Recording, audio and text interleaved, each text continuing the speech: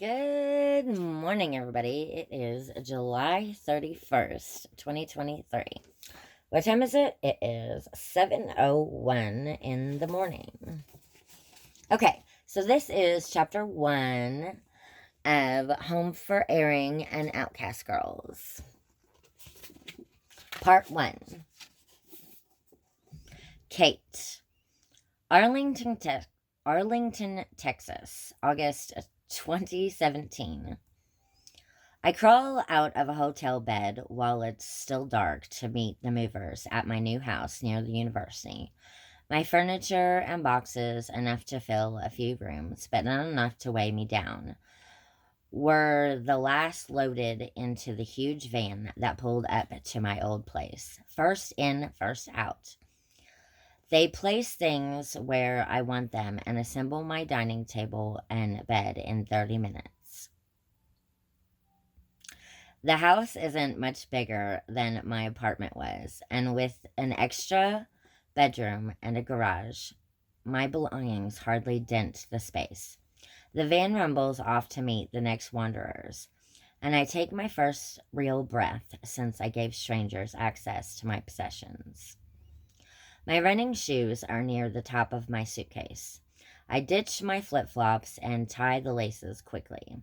The first thing most people do when they complete a move is unpack the bed sheets or locate the coffee maker. Not me. What convinces me I can start over again is reminding myself that when the time comes, I still know how to run. I drop my key in my pocket and stretch only a moment before beginning a slow jog along a circle drive that borders the neighborhood of mid century homes, with mine at the back. The air is thick with the heady scent of flowers, and lush, dense grass covers lawns instead of the usual pale stubble of late summer. After crisscrossing the country a few times, I worried that returning to Texas in August would be depressing. Everyone has a different theory about the record breaking rain this year. I'm just happy to see color. The morning humidity, though, has me dripping before I even pick up my pace, and breathing takes extra effort. At the edge of the neighborhood, I pause. A park is visible from my new backyard. It's the last quiet weekend of the year. Soon, it will teem with students playing intramurals, studying, or socializing instead of the solitude I seek this morning. It's a good day to explore. The park is small and thick with trees. Only a few paved paths connect the busy roads and a parking lot, and it takes no time to run the length each way. On my second circuit, I cut through a playing field near the back edge to see how vulnerable my yard is. The campus police patrol the park and nearby neighborhoods, but now I see how scheduled the area is. I'm relieved my wood fence is in good repair. Fortunately, an even taller industrial fence makes it nearly impossible to access it from the field. My windows and yard aren't visible at all.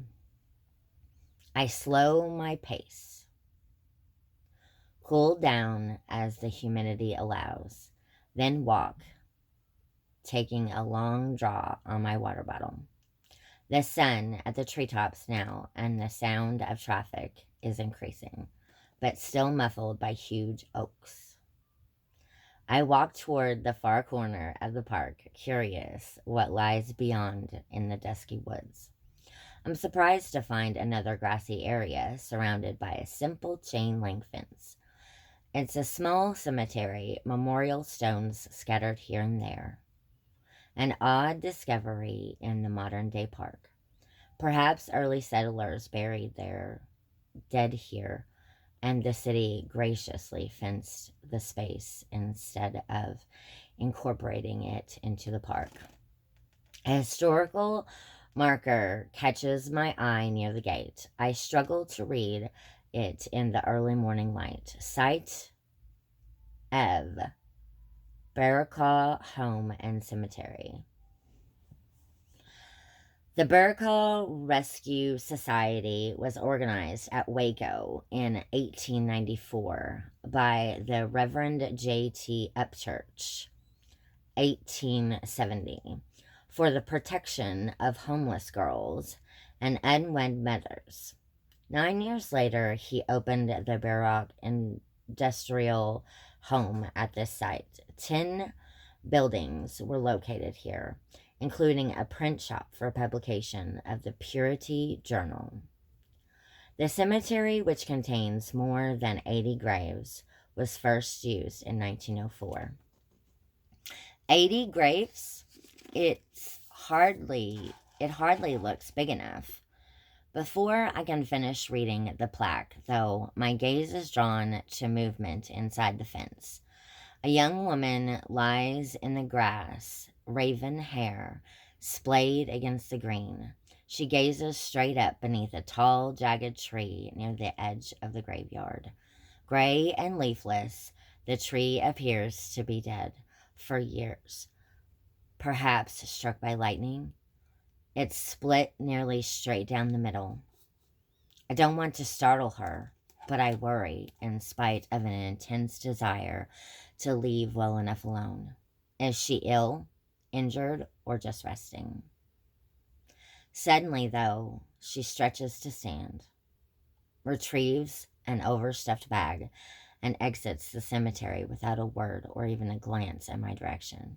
I shiver as she disappears beyond the dark canopy of trees. I'm not superstitious.